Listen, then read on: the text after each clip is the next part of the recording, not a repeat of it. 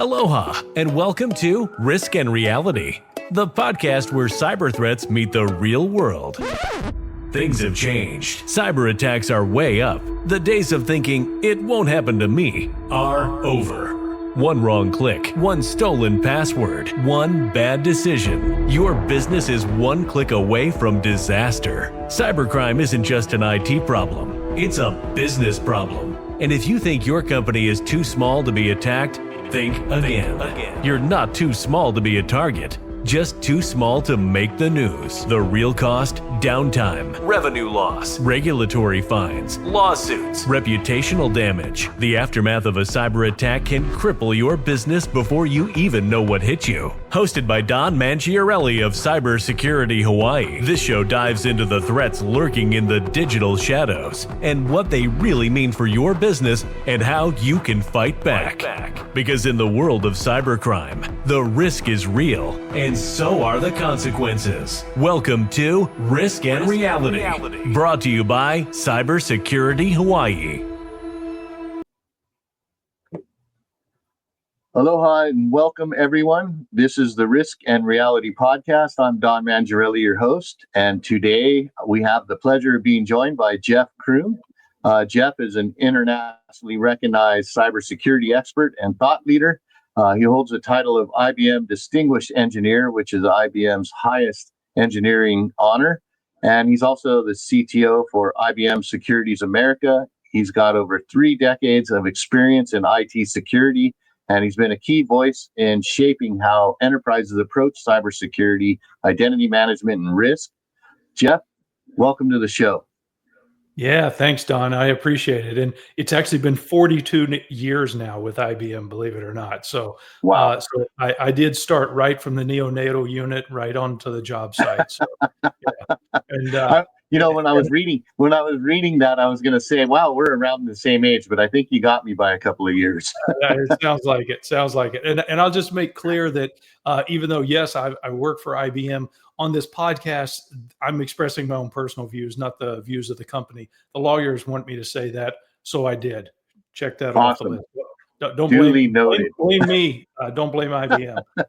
Yeah, no. Well, in this day and age in our litigious society, that kind of stuff is probably par for the course.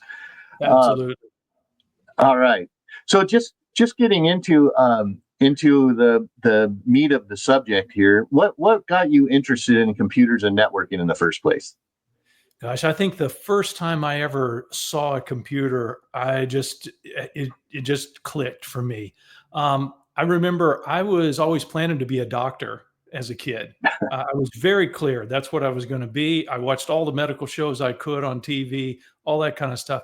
About midway through my high school time, then I realized how long that meant I'd have to stay in school. And I started, okay, maybe this is not as much what I wanted to do. And then the math teacher brought in this programmable calculator that we could program. And so I started spending some time working on that. And it was like, okay, now I got a change of dreams. Forget medical school. It's going to be computer science. And for me, it was off to the races ever since after that. So it was something that I just instantly, once I put my hands on one of these things, then I saw the potential, and it was like obvious. This is what I want to do.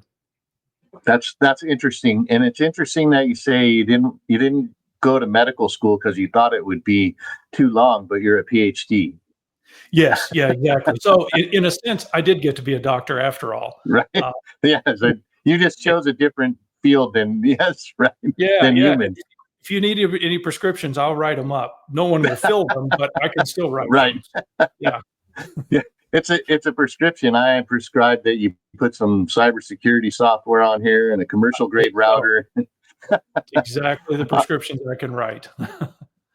From computers and networking, was there a defining moment for you that caused you to make the leap into cybersecurity? Was it like a natural progression, or was it something that just clicked with you? It kind of a number of things I think were kind of milestones that got me into cybersecurity. First of all, when I was, I think, early in my career, well, first of all, in high school, I moved to a different high school my senior year, and the new high school had actual computer terminals. It was DEC PDP-11s, if anybody knows what that was back in the day. And so I spent the better part of my senior year writing password stealers. It seemed like, wow, if you could actually take over control of the system, wouldn't that be cool? Now, I want to be very clear, even though the statute of limitations is probably run. Nevertheless, I'm going to say I never stole anyone's password. I knew how, and I had built a system that absolutely foolproof would do it. And I experimented with one of my classmates who was aware of what I was doing. So I'll put that out there. I had enough ethics to keep myself out of jail. But that just, I mean, I was spending every day after school until they kicked us out, just in the computer lab, nerding out on this kind of stuff. So that was like the precursor to say, oh yeah, I'm going to be interested in this. Then later I read a book called The Cuckoo's Egg by Cliff Stoll, which is a fascinating read. It's an old book now, but in it, he basically talks about this was an astrophysicist who got hired by the computing department at UC Berkeley and his first job, just to give him something to do, was to track down a 75-cent billing error in the phone bill for they had. And before long, he had the NSA and the FBI and who knows, all kinds of other, three-letter agencies. He was tracking down hackers in what were then East Germany. And I mean, the whole thing just reads like a spy novel, but it was real. So that was captivating to me. And then finally, fast forward many years later, and IBM, as the world starts realizing this internet thing might be a thing, and if it's going to work, people are going to have to secure it. Now, I was fascinated by the idea of the internet. So I said, gosh, if I can have a day job and I can play around on the internet with that kind of technology, then that's fascinating. And by the way, I was always interested in security. So here's my chance to finally do security. And that all happened about 1996. And I just never looked back. From then it's been full-time cyber ever since. We didn't even have the term cybersecurity then, but right. That's what it's been ever since. Yeah, back then I got into to networking in 1999, and back then, and even through probably about 2012, maybe 2013, it was still IT security back then. That's right. Fascinating, and I think what makes your YouTube channel so fascinating is along the same lines. You really explain things from the perspective of a hacker. This is what hackers do, and then talk about how we can go about defending ourselves from it. And I think that's what makes your channel so fascinating. Thank you. And by the way, we're gonna put up a link to Jeff's YouTube channel here towards the end of the podcast. So make sure you stick through to get that. His YouTube channel, if you want to learn about cybersecurity, is fascinating, and he really is able to break down these complex topics into very digestible chunks that even I can understand. So yeah, I appreciate that. Thank you. I enjoy that. And I do try to, I've always believed that if you want to understand how to do cybersecurity, you have to first understand what would the attacker do. So you have to be able to think like a hacker without being a hacker. And, you don't have to be a thief to catch a thief, but you have to be able to think like one. And so I think it begins there. And, I actually believe the job of the cybersecurity guy or gal is much more complicated than the attacker, because we have to know what they might do even before they figured out that they were going to do it, and build the defenses for that. So if you like hard problems, this is a good space to work in. And now, cybersecurity is a huge space. And my next question is going to be, what is the aspect of the field that you love the most? But maybe we just stumbled upon it. Well, I like, there's so many that now this is like if you had, 10 kids and you say, okay, which one do you love the most? I love them all. My PhD was in identity and access management. So that will always be near and dear to my heart, authentication technologies and trying to defeat man-in-the-middle attacks, because I find those to be particularly difficult to deal with. But these days, a lot of my focus is on AI because AI is everywhere. And I've got one talk that I do called AI, the New Attack Surface, which goes into that sort of aspect of it. Every time we introduce a new technology, that's one more thing that the bad guy can attack, one more window we've opened up that they Right. can sneak in through. So I'm fascinated by what AI can do, just like I was when the internet was new. And I see the same kind of potential, the same kind of inflection point, and therefore the same kind of need for cybersecurity in the AI era. And in fact, even more so than there was in the early days of the internet. There's a lot of things you could Right. do on the internet that really didn't require any security, but the way businesses are using AI these days, it kind of all needs to be secured.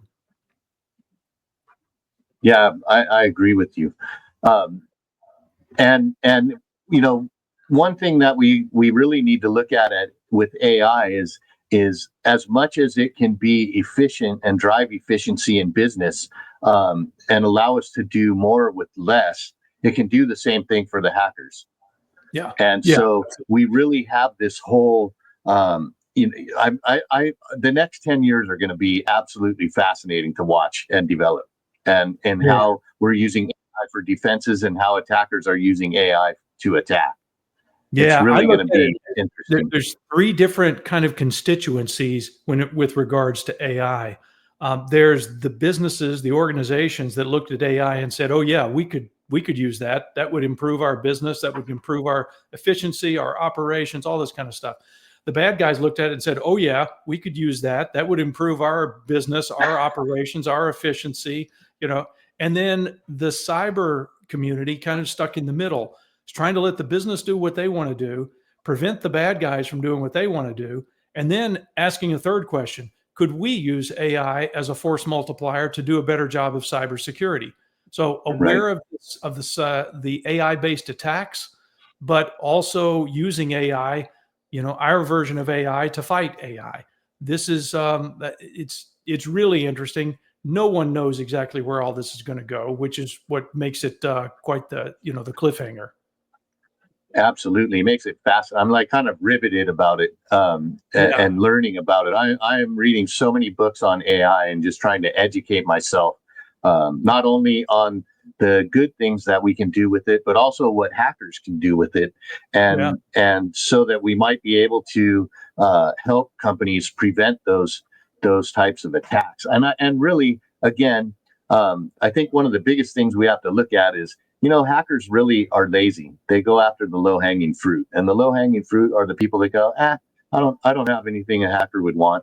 And those are the guys that get attacked, and a lot of times they don't even know they've gotten attacked.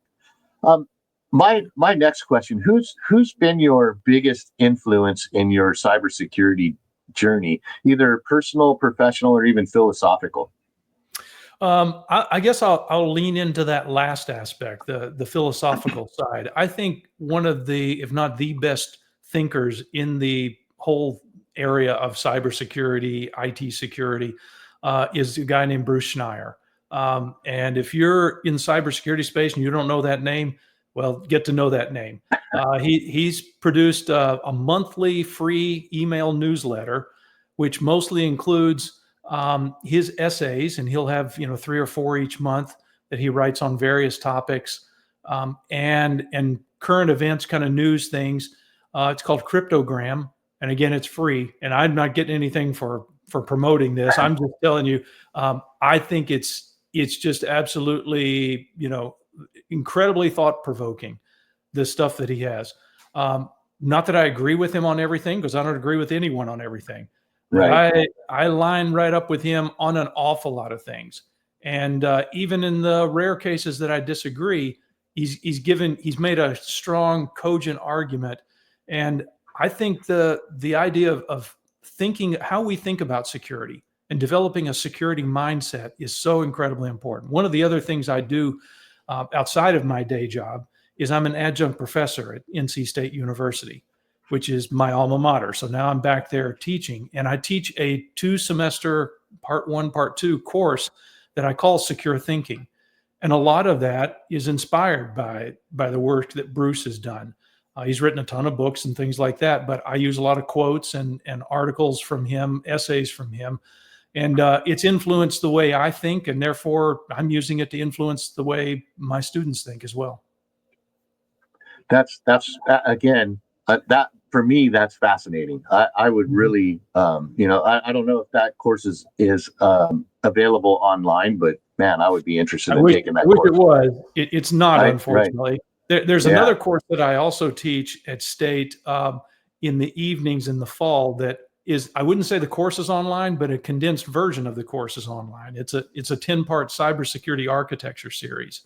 So at least you could, get an idea on that bit, and that's part of the YouTube videos. Okay. Okay, great. I'll have to look into that. If you were advising a small business today, and a lot of the people that follow me on social media are small businesses, what are the top 3 cybersecurity investments they could make for the biggest bang for their buck? I think phishing is one of the major attack vectors that we see for causing data breaches year after year. And the majority of phishing Absolutely. attacks, majority of phishing attacks, the target is getting your credentials. Well, if I can steal your password, then I can do anything I want to with your system. And phishing attacks are generally pretty easy to pull off, and people fall for them all the time. And by the way, I think phishing attacks are going to get stronger going forward with AI, where an AI agent could go off and do research on you based upon your social media and public records and things like that, and make a very hyper personalized spear phishing attack that is just down to laser focused, that it was written just for you. So people will be more and more likely to fall for these things. So that all of that to say, there's been a lot of advice about using multi-factor authentication, and I'm all down with that, because if someone steals your password and yet they haven't also stolen your face, well, then if you have a multi-factor system that relies on Face ID, well, then you're still good. But and multi-factor is a good step. What's even better than having a strong password, though, is not having a password at all, and that is using a pass key. Yes. A different kind of technology. Sounds similar, but it works entirely differently. And I'm a big fan of that. I did 2 videos on pass keys, and I continue to beat that drum a lot. So I would encourage businesses, small businesses, large businesses, anybody, even consumers, if you get the opportunity when you go to log into a website and it says, would you like to, start using pass keys? Yes, do it. It's a lot. It's phishing. I wouldn't say absolutely foolproof, because nothing ever is, but it's very resistant to phishing. So that would be, maybe one of the biggest things that a lot of people could do. Another thing that's kind of general hygiene is just making sure systems are patched and up to date. Having a good software distribution capability, because so many times what we see is damage is done because attackers are using known vulnerabilities for which there are fixes that just haven't been applied. Right. I mean, there's only so much you can do about a 0 day. If there's no patch, well, you can't put a patch that doesn't exist. But we really don't have an excuse for getting attacked by a vulnerability that's been, the fix has been available for 6 months or 6 years, and people just haven't applied that software because they were afraid it would, be destabilizing. Well, let me tell you what's destabilizing: somebody taking over your system. So there's a couple right there. I think you can't secure what you can't see. So having good eyes and ears, good monitoring systems, where you and hopefully those monitoring systems also have an element of response, helping you automate to a degree the incident response process. I think all that's very necessary. So those would be the 3 things I would call out. That's fantastic. I mean, really having an AI not an AI, a cybersecurity incident response plan.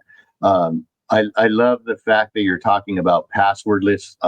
We actually partner with a company called Traitware, where once you have the app on your phone, it's secured by SSL. Your phone is identified to the Traitware app, and when you go to log in, you just scan a QR code on your phone that then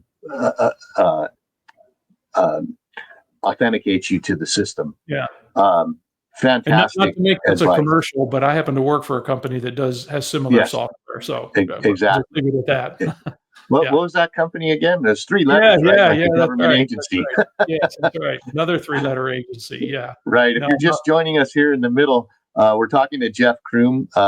He's a CTO of IBM Security Americas. We're on the Risk and Reality podcast, and we're rounding the corner towards the end here. What are some, AI is a big buzzword now, and businesses can utilize AI to compress the time it takes to do things, such as critical and strategic thinking. And I think a lot of people, I don't want to say misuse AI, but they use AI and they don't take advantage of the power of it. And so you have all these employees that have maybe a free ChatGPT account or a Gemini account. And what are some things that businesses should be taking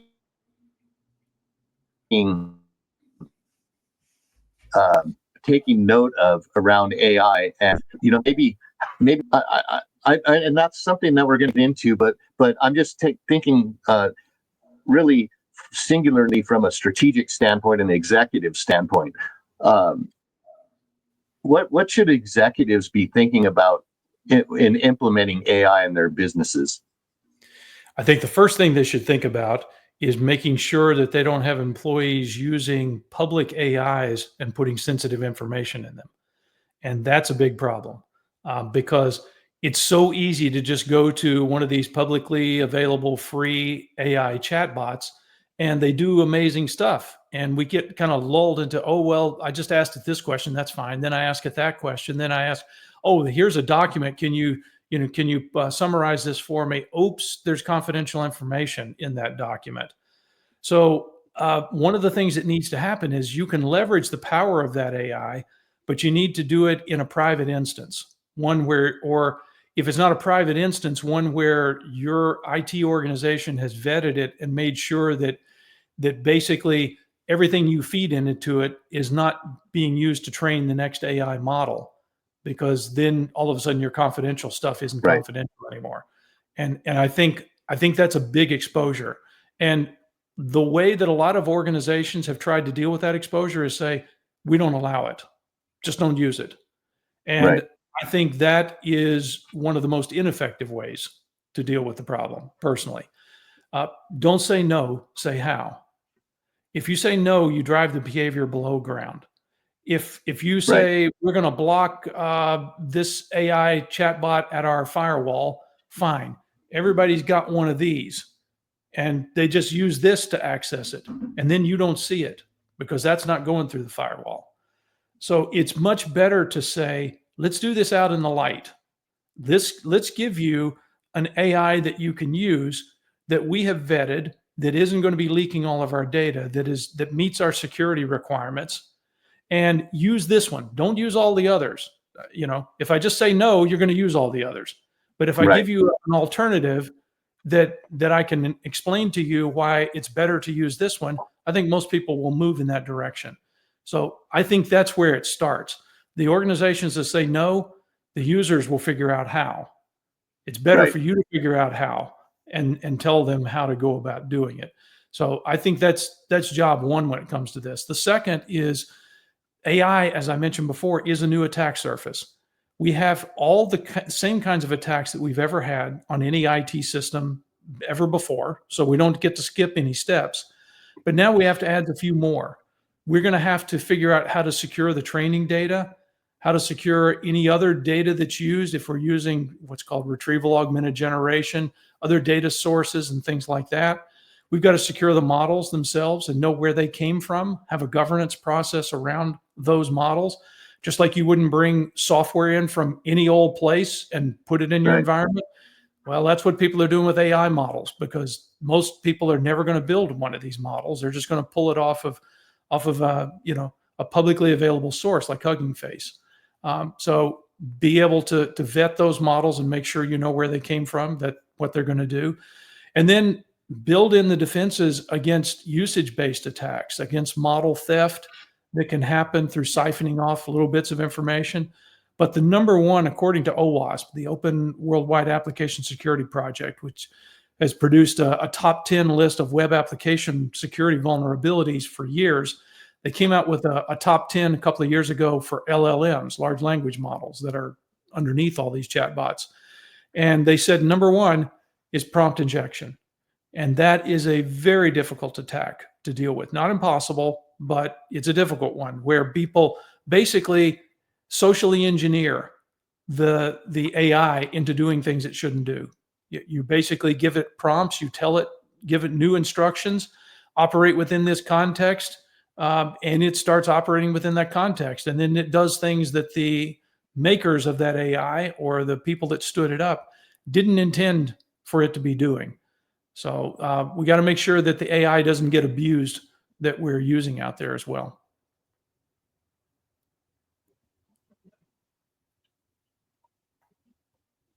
Yeah, and I think one of the other things that we have to be aware of is data poisoning. Oh yeah. Right. Data poisoning is when somebody is injecting AI, and so one of the things that I talk to businesses about a lot is, asking the AI, where did you get this information? And interestingly enough, AIs will tell you, oh, I just made it up. Yeah. At least my AI tells me, oh, I'm sorry, I didn't find any answers, so I just gave you an answer, because they're goal oriented, right? If you give it a goal, it's going to complete the goal, whether it's real or false information it's feeding you. So it's becoming a real problem. And then you have bad guys out there that are actually putting false data into the AIs. And when you ask it a certain question, it'll give you back that false data. So of course, there's hallucinations, which is just the AI making something up, and then there's data poisoning, where it's actually giving you information that it found, but it's false information. So you really have to make sure that you're checking that information. If you look on the internet, there's several instances of people who didn't check the information and got in trouble for it. In more ways than one. There was a lawyer I read about recently that presented a whole bunch of case data in a courtroom, and the judge said he had never heard of any of these cases. And when he went back and researched it, he found out that the AI made up all those cases. Yeah. And so really something to be aware There's an of. interesting aspect about AI versus a person. A lot of times, if you ask a person something they don't know, then you can kind of tell. They're like, well, I'm not Right. quite sure, but this is what I think. AI doesn't do that. AI, if it's going to give you an answer, it's going to give it with all certainty and confidence. And we're used to that confidence that the person answering a question is a sort of a psychological indicator to us as to how much we should believe them as well. If every time you asked me a question, I hemmed and hawed, you don't get much confidence from me, and you don't really tend to believe my answers. But if every time I tell you it's absolutely this, it's absolutely that, and most of the time I'm right, you're going to probably believe I'm always right. And AI answers with that level of confidence that lulls us into complacency. Absolutely. That's a great point. And it really boils down to us and learning to not, trust but verify, right? Yep, exactly. And if you had to boil down, and I know this is a really difficult question, we're talking about securing AI. If you had to boil it down to 3 key steps for businesses that are considering implementing AI within their organizations, what would you say that those 3 steps would be for a small or medium-sized business? Well, in a lot of cases, you're going to use AI systems and platforms that are provided in a cloud. So you're going to have to rely on them, to whoever's providing you that service, to have done these things. But here's the things you need to make sure that they've done: secure the data, secure the model, secure the usage. So secure the data. And we talked about some of those things. You Right. avoid data poisoning, those kinds of things that could happen. Secure the model so that you know where it came from and the governance around that. You know that the model doesn't have what's referred to as excessive agency. It's not able to do too much on its own without approval. And secure the usage. If we have agentic AI, which is going to be more and more, a lot of interest in that, an AI that doesn't rely on us to ask it all the questions, where it's given more autonomy to act on its own, that's an area we need to be making sure that we've got oversight on, and we've got a kill switch. Also, the prompt injection kinds of things. So it's secure the data, secure the model, Right. secure the usage. Those are the three areas I think to focus in on.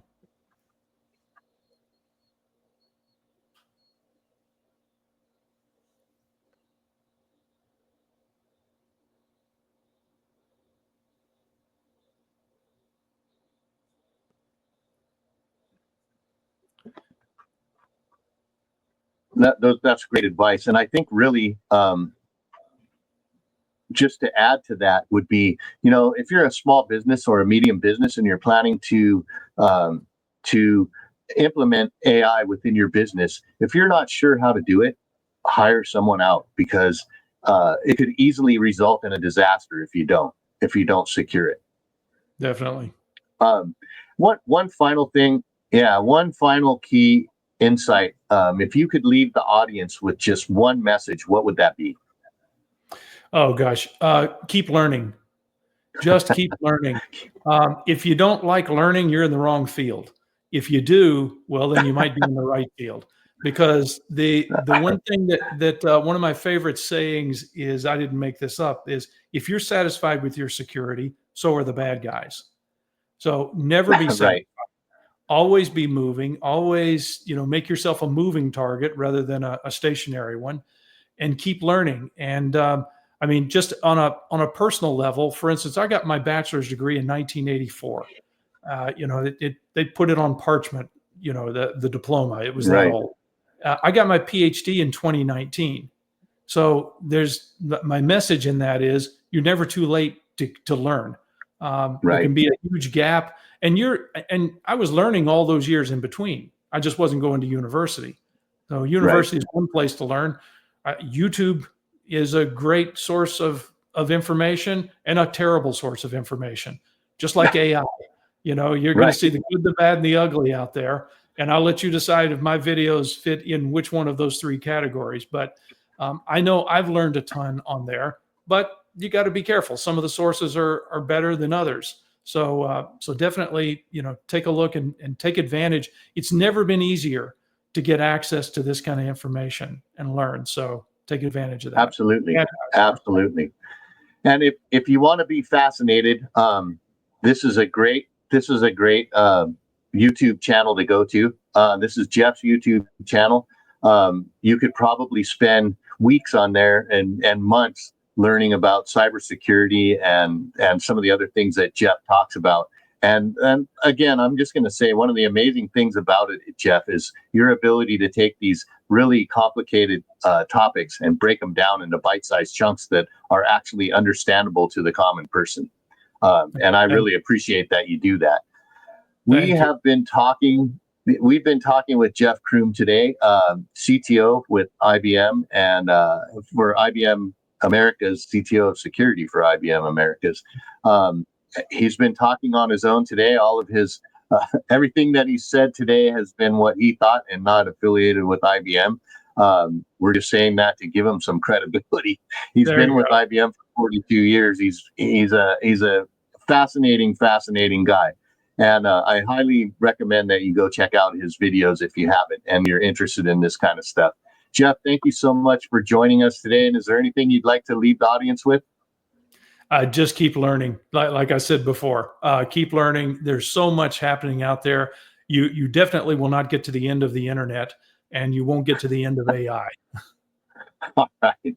I appreciate you taking time out to join us today, Jeff. This has been the Risk and Reality podcast. I'm Don Mangiarelli signing off for Jeff Crume, and we'll see you next time.